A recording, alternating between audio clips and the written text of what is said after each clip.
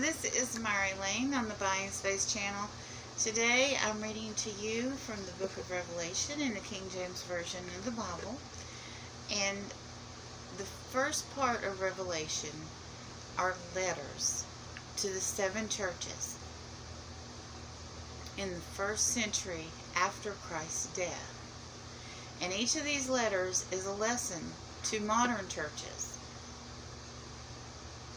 to modern congregations. We have the same pressures in our churches today that they had then. Now, our problem might not be worshiping, whether to worship or not worship Zeus, or whether to go to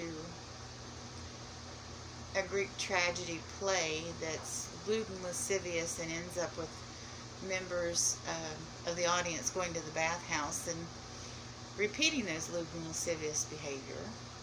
But we can do that when we go to the movies. People go out on dates and go to movies, have dinner, come home and do things that are not ordained of God. And, and that's all a personal choice. But what does God want you to do as a Christian in those situations? Today, we have a choice of things that we can watch. We all have hundreds of selections on YouTube, regular movies, all of those things, and we can choose what we decide to watch, and we can choose what our behavior is going to be with the people that we spend time with, that we watch those movies with. So you could absolutely have a nice Christian evening with a movie that's decent and treat each other with mutual respect and the laws of God while you spend time together. You can absolutely do that. But in these days, the church had been infiltrated with people that wanted both their cake and to eat it too, so to speak. They wanted to be Christians, but they also wanted to participate in the things that were going on in the world that were not of God, that were evil. And we see that today. We see the people out partying Saturday night and in the pew on Sunday. But we are on the 4th church, starting in verse 18. This is chapter 2, verse 18. And unto the angel of the church of Thyatira write, These things saith the Son of God, who hath his eyes like unto a flame of fire, and his feet are like fine brass. I know thy works, and charity, and another word for charity is love, so it's charitable love, and service, and faith, and thy patience, and thy works, and the last to be more than the first.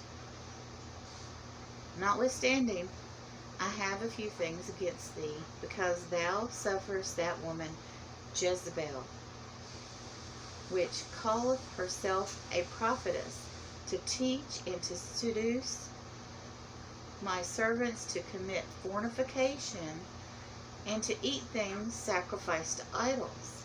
And I gave her space to repent of her fornication, and she repented not. Behold, I will cast her into a bed, and them that committeth adultery with her into great tribulation, except they repent of their deeds. So by bed, it meant sick bed. He will make her sick. And 23, and I will kill her children with death, and all the churches shall know that I am he which searcheth the reins and hearts. And I will give unto every one of you according to your works.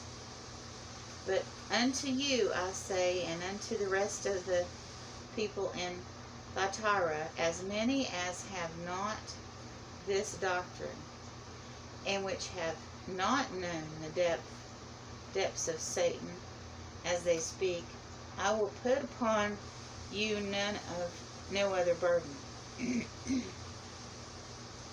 But that which ye have already hold cold fast, I will come. So he's saying, if you didn't know, if you were ignorant, I will give you a pass. But if you did know, I will come quickly. And he that overcometh and keepeth my works unto the end, to him I will give power over the nations.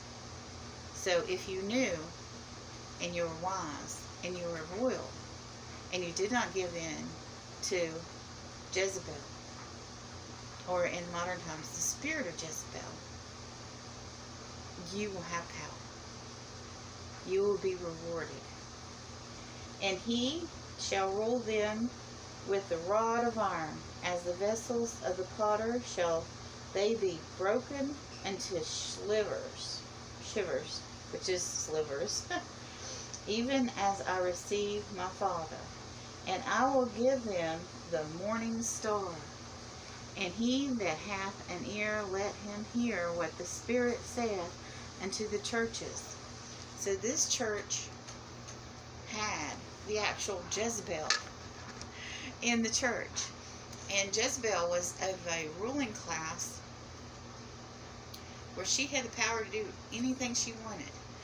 And she was I would call her a malignant narcissist, in that she would even kill people to get what she wanted. She had a daughter that wanted the John the Baptist on platter, and that was done. She wanted someone killed.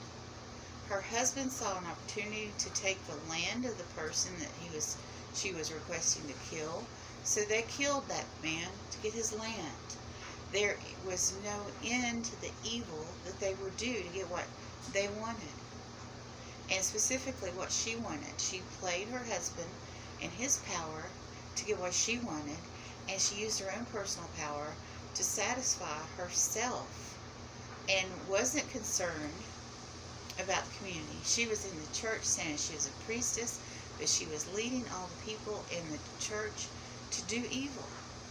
And everybody's probably sitting back saying, Jezebel, she's so pretty, she's so charming, she's so smart, she's so rich. Everyone just, gave in to what she wanted because she was rich and powerful. But she was having them do things that were not of God. So if you have that person in your life, in YouTube terms, the person that has the large channel, and they have a disagreement with somebody else, everybody clamors to that large channel.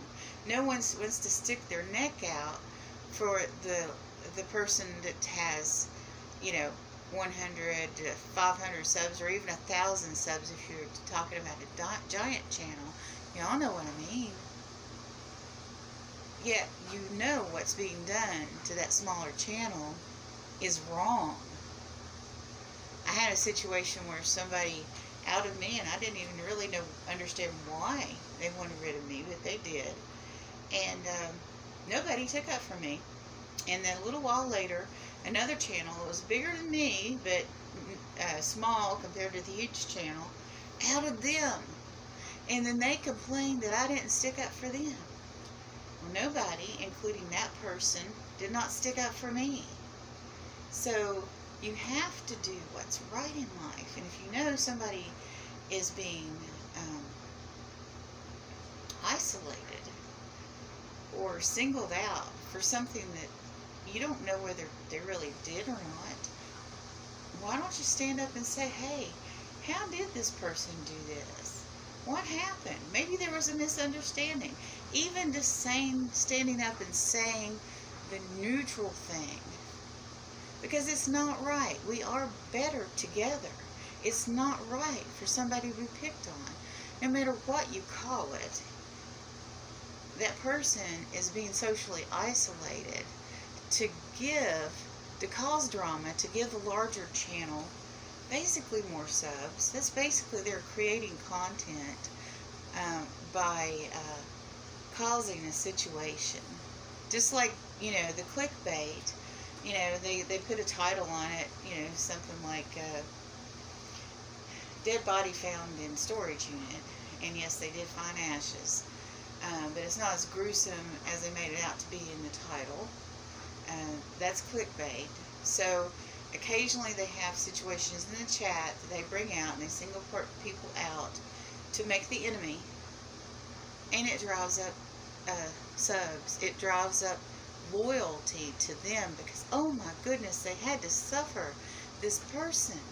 And this person, 9 times out of 10, I can bet you, did nothing wrong. They were just singled out for, I guess you want to call it chat bait drama, to drive up popularity and loyalty.